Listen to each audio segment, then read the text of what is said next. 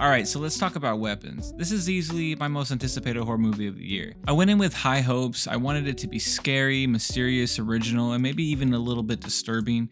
And for the most part, it delivered. So I kept hearing online that this movie was like the Pulp Fiction of horror movies, and after watching it, I can kind of see what they meant. Not in tone, but in structure. The way Zach Cregger tells the story is nonlinear. You're introduced to a handful of characters, and each of them have their own perspective on the same events. You'll watch a scene unfold through one person's point of view, and later that same moment it plays out again from someone else's angle, showing what they were doing before or during or even after this point. It jumps around a lot and it's not messy. It actually makes the story just a little bit more engaging. All of the characters slowly converge in different ways, and while I wouldn't call it Pulp Fiction exactly, I do like how they use the plot and they structure it in a way that we normally don't see with horror movies these days. They kind of tell it in a way that feels more like a story rather than a series of events. During the first viewing, I found myself so caught up trying to figure out the mystery, like what's up with the kids leaving at home at 2:17 a.m., and I probably didn't let myself enjoy the ride as much as I could have. So I already know I'm going back for a second watch. Even so, I walked out of the movie feeling pretty satisfied. It's original, it's creepy, and most importantly, it doesn't really hold back. There's some gruesome stuff in here, and I respect that. It didn't shy away from the dark subject matter and the gruesomeness of this movie to be a little bit more accessible. They actually leaned into it pretty hard. One of the things I like most about this movie is actually how funny it was. It's not in a cheap horror comedy kind of way either. The humor comes from how real the characters feel. The dialogue feels natural, and the way certain scenes are edited and scored adds this subtle comedic timing that you're not really used to seeing in horror movies. Sometimes it's just a character reacting to a certain horrible situation in a very human way. It comes across a little funny because you might find yourself acting this way if this horrible situation happened to you. I heard a lot of giggles in the theaters actually.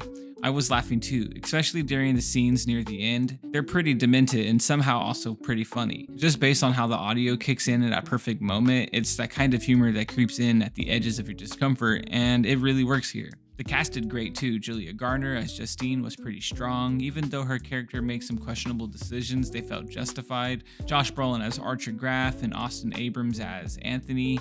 They all did really good here. I also wanted to shout out Benedict Wong. He had some of my favorite moments in the film. His scenes with Julia are where a lot of the logical conversations I mentioned earlier comes in. The character in general makes smart, believable choices, which is rare in a horror, and it added a lot of realism and made the movie hit a little harder for me. So this is a bit of a slow burn at first, but once the movie continues and you start seeing different perspectives from different characters, the pace really picks up and doesn't really let go. I was pretty locked in for most of it. The mystery, it's solid. It's not that kind where you expect to figure everything out from scattered clues that are on the film.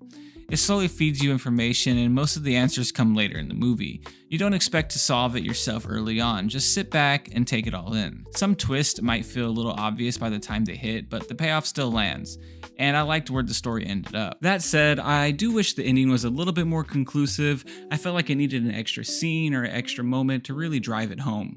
Still not disappointing, just not as strong as it could have been. Generally, Weapons looks really great cinematography wise, but it didn't really blow me away. It wasn't really groundbreaking as I was hoping for, but it looks good, it looks clean, and it's pretty well shot. I just wasn't sitting there in awe about it, and I'm hoping for my second viewing, I'll catch a few more details and feel a little bit differently about the cinematography.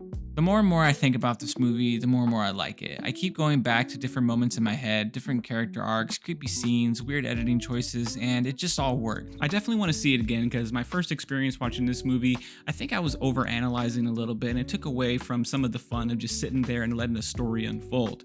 So I'm definitely going to check this movie out again this weekend. I would love to know what you guys thought down below in the comments. If you guys have seen it, go ahead, go spoiler free. We don't have too many people here, so if you want to talk about spoilers, let's talk about spoilers down in the comments. If you're a horror fan, I highly recommend checking this one out. If you love Barbarian, you'll definitely love this one. But if you're more a casual moviegoer or not into slower, weirder horror movies, it might not be your thing.